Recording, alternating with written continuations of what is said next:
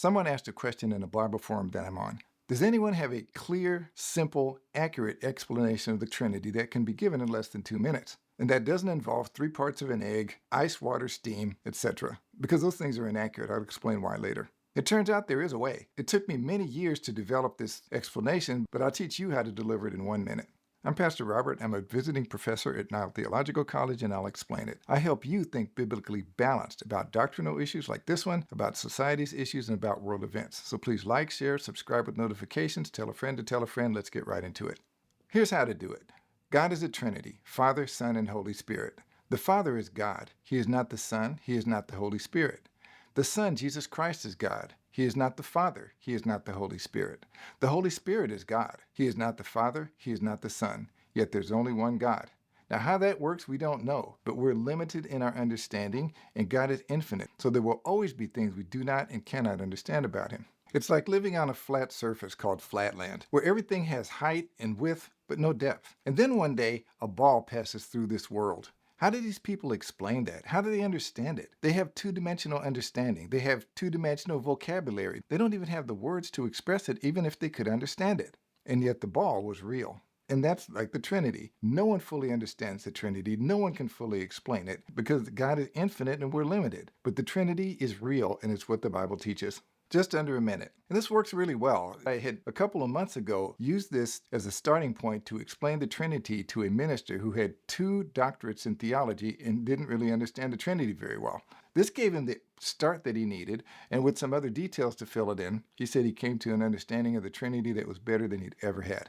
Here's why it works well, and then I'll explain how to deliver it effectively. And it works well for 3 reasons. One is that it is orthodox. The Church Fathers in the Council of Nicaea and the Council of Constantinople gave us some guardrails for understanding God and describing God so that even though we can't precisely explain everything because we're limited in our knowledge and we're limited in our vocabulary, we can still stay within bounds that are correct. And this explanation stays within those bounds. It's like a soccer goal, right? If you're within the soccer goal, you have a little bit of leeway, but if you're within that soccer goal, the point counts.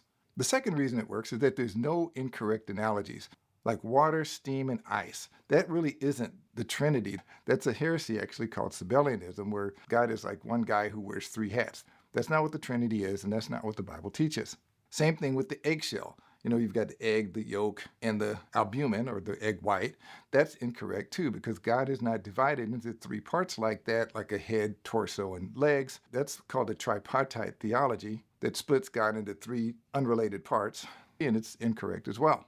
Third, it avoids theological jargon. It avoids complex and confusing terms like persons, which can confuse people because it could be confused with persons just like you and me or you and your neighbor, which isn't the same usage as the word persons in the Trinity, but that takes some explanation. And it avoids terms like essence and nature and ousios and hypostasis or prosopon, because the theological terms that describe the Trinity can get really complex and confusing for people that don't have that type of background.